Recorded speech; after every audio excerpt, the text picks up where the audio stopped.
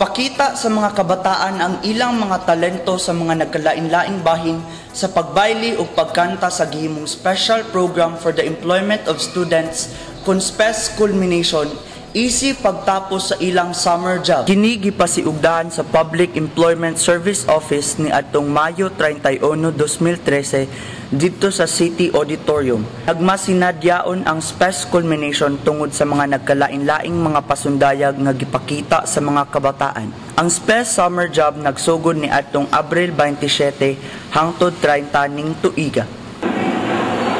We have to relax, no work pressure, and most of all, you have to show your hidden talents. After a few hours, the SPES students spend their time sitting under the tree to avoid the sun. 235 pesos ang adlaw sa matag estudyante sa ilang pagpanarbaho sulod sa 20 ka adlaw ug kini programa sa lokal nga kagamhanan sa syudad sa San Carlos nga gitambayayungan sa Department of Labor and Employment isip tabang sa mga estudyante sa ilang pag-eskwela. In the culmination of our SPES program 2013, as you also are preparing to show your talents to your fellow SPES beneficiaries.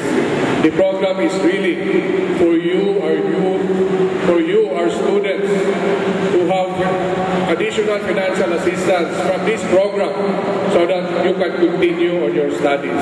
This really is for you to become responsible members of our community. And we hope with the PESO group that this summer, the summer job that you have just done will be of help to you, especially for your education. There are a lot of opportunities out there, especially for the city of San Carlos, where we're becoming a green industry, we're becoming a green city.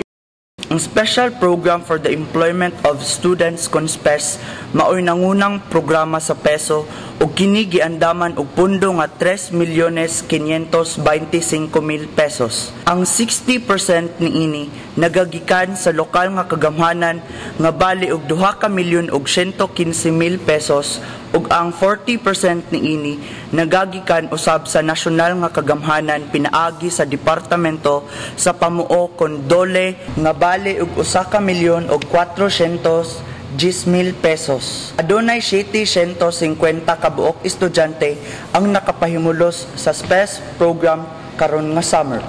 Matag tuig, ang syudad nagahin og pondo alang sa SPES program sa PESO alang sa summer job sa mga estudyante sa kolehiyo.